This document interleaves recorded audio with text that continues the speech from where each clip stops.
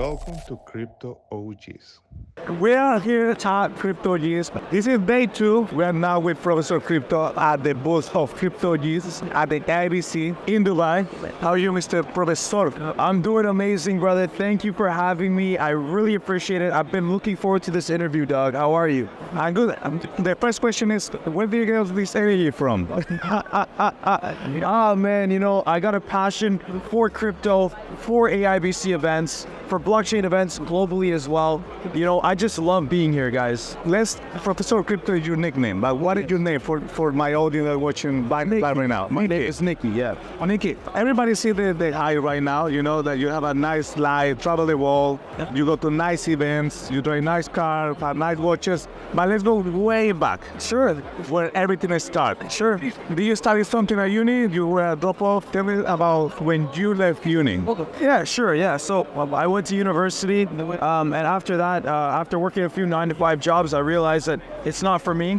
So what I wanted to do was start creating content. I saw other content creators on YouTube making crypto blockchain-based content, and at the time I had just discovered crypto and blockchain, and I thought that would be something that I'd be interested in as well, and perhaps to maybe even learn enough about it to be able to teach other people about it, because I was looking for someone to teach me. So it became to the point where I was studying crypto and blockchain on all of my free time. And from there, I was able to better understanding of the space in general, and then start creating my content. When I created my content, things were a little bit slow, not that much traction in the beginning, but after that, guys, things took off after a few years. And I just had to stay with it, stick with it, and really just not lose sight of the long-term goal, right? How long ago did you join crypto? That was about 6 years ago. I actually just had my YouTube birthday on February 12th. That was my 6th birthday for Professor Crypto. So happy birthday, Professor. And it was always Professor Crypto from the beginning? From the beginning.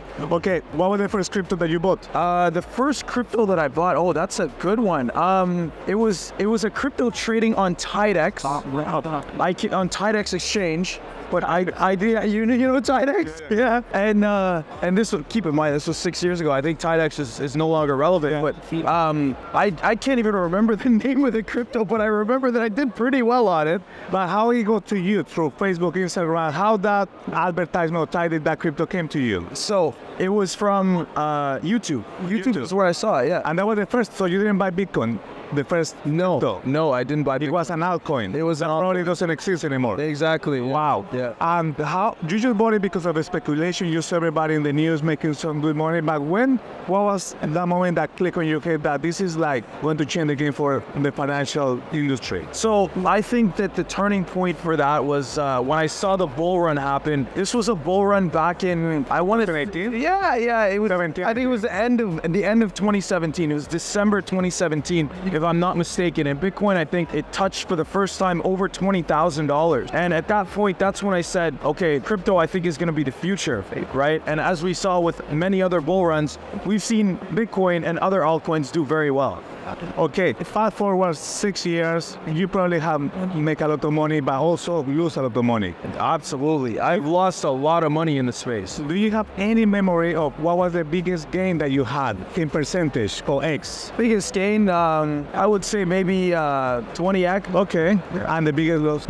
Biggest loss. Oh, you guys don't even want to know that. That's an ugly number. I'm not even going to say that. Okay, so it's probably really big. It's very big. Nick, and what was the perception from your family when you join crypto, especially in Canada? There's very, classic. They don't want that you get carried away and probably end in a bad road. What was the reaction of your parents, for example, or your family? Yeah, so I mean, as you know, when I first got into it in the space, there was a lot of speculation around crypto that, it was used for things that weren't so good or illegal things and stuff like that. So, it took a little bit convincing for the family just to let them know that, this is something that if it's used properly, it's great, right?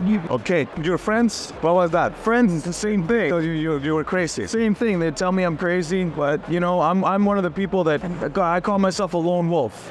So I just run with whatever I feel is proper, and then from there, other people's opinions, they're external to me. You know what I mean? Even the people that are close to me, I take their opinions in consideration, but I always think for myself. And the number one rule of crypto, as you know, do your own research. That is what drove me to have my understanding understandings and be able to continue on my crypto journey.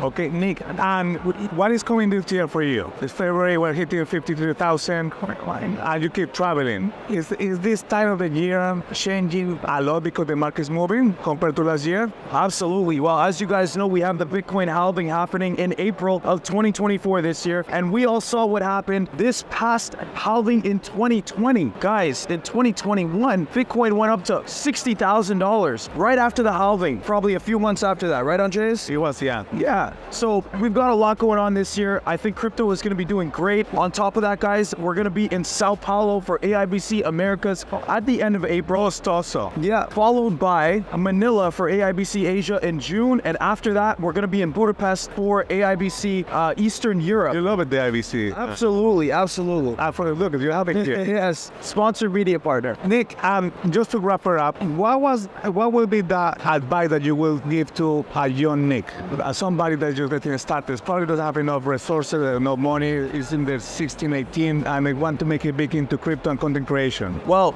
there's as I said, the main rule of crypto is always do your own research, guys. And the other thing that flows into that idea is never invest more than you're willing to lose, okay? This is something that I definitely stress, and I didn't even follow that advice myself when I was younger, and I made big mistakes, okay?